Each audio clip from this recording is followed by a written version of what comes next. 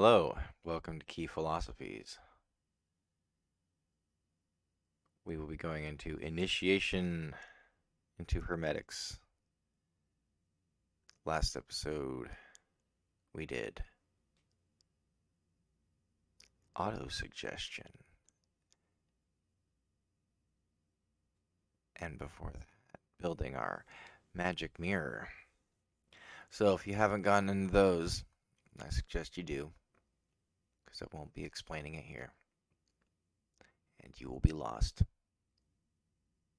But that's on you, because now we're going into magic mental training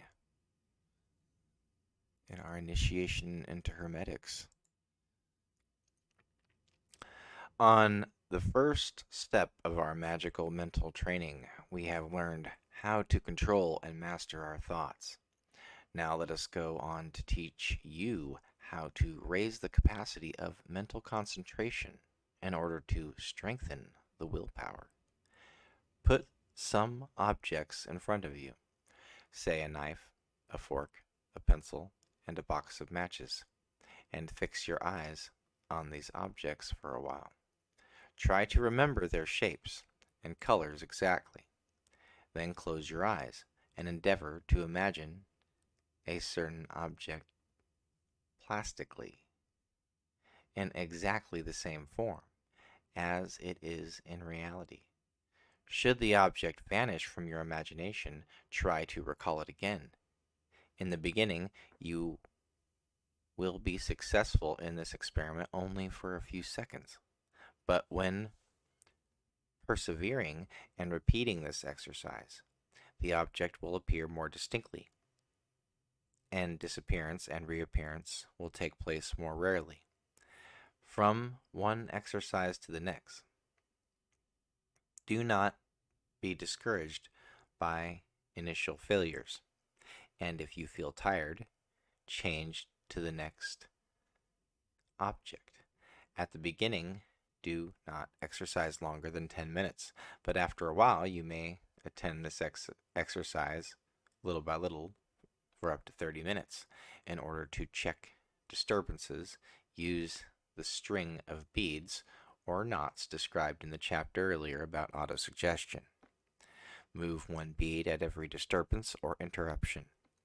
Thus, later you will be able to tell how many disruptions happened in the course of the exercise. The purpose of the exercise is completed if you can hold onto one object for more than 5 minutes without any interruptions. This is a concentration exercise. So, if you're into TikTok, this might not be for you.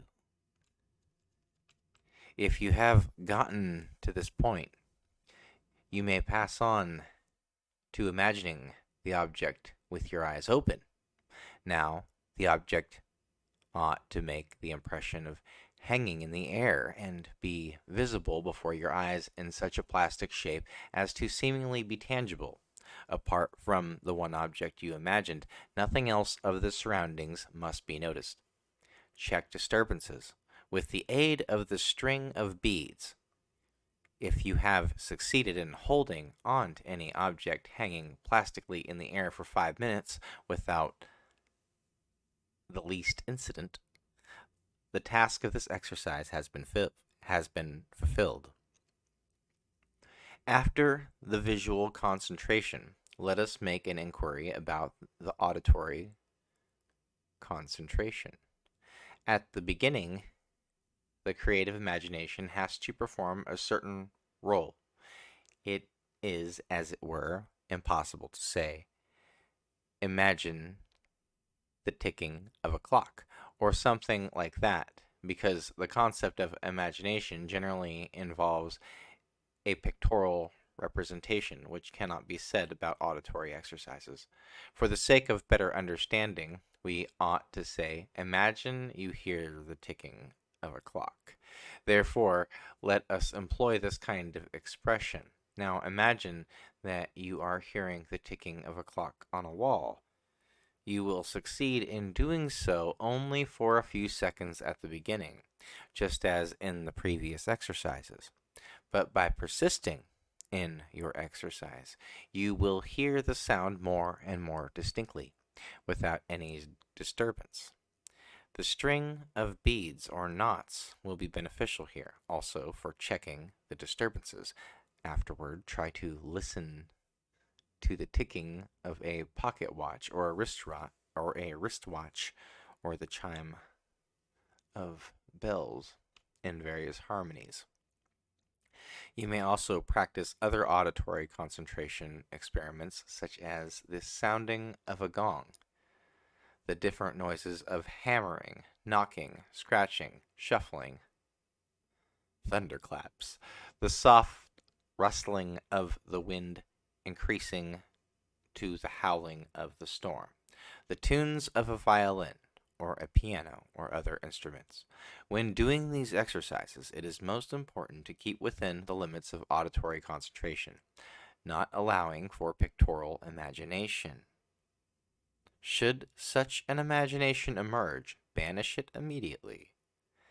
The chiming of the bell must never evoke the imagination of the bell itself. This exercise is completed as soon as you are able to keep this auditory imagination for 5 minutes. Another exercise is the sensory concentration. Try to produce the sensation of cold, warmth, gravity, lightness, hunger, thirst, and tiredness, and hold on to this feeling for at least 5 minutes without the slightest visual or auditory imagination. If you have acquired the faculty of concentration in such a degree as to be able to produce any sensation you like and hold it fast, you may pass on to the next exercise. Now, let us throw some light upon the olfactory concentration. Imagine that you are smelling the scent of various flowers, such as roses, lilacs, violets, or other perfumes, and hold on to this imagination without allowing a pictorial image of the respective flower to emerge. Try to practice with disagreeable smells of different kinds. Exercise this kind of concentration until you are able to imaginarily bring about any scent at will and keep it for at least 5 minutes.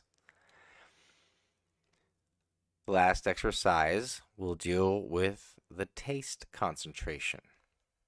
Without thinking of any food or drink, or without imagining the same, you have to concentrate on taste. Choose the thumping sensations of taste, such as sweet, bitter, salt and acid, to begin with. Having got some certain skill herein, you may carry on an experiment on the taste of divers spices at your discretion. If you have succeeded in producing any sensation of the chosen taste and holding onto it for at least 5 minutes, the purpose of this exercise has been fulfilled. One or another trainee will meet with smaller or greater difficulties in practicing these concentration exercises.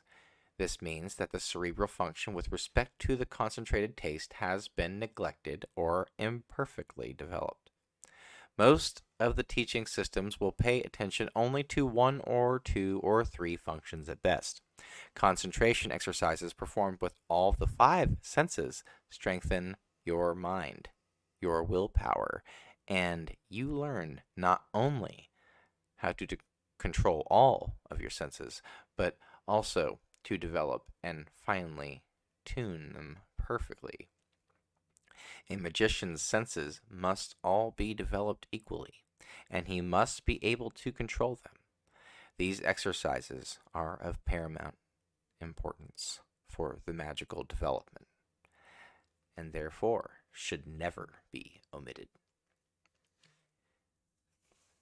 So that was physical mental training. Take it however you like it. Well, next time we will be going over magic psychic training. If you like this episode, please give me a like. Give me your comments on your experiences. Maybe doing some of these exercises. I'm curious to see of anybody's success or failure.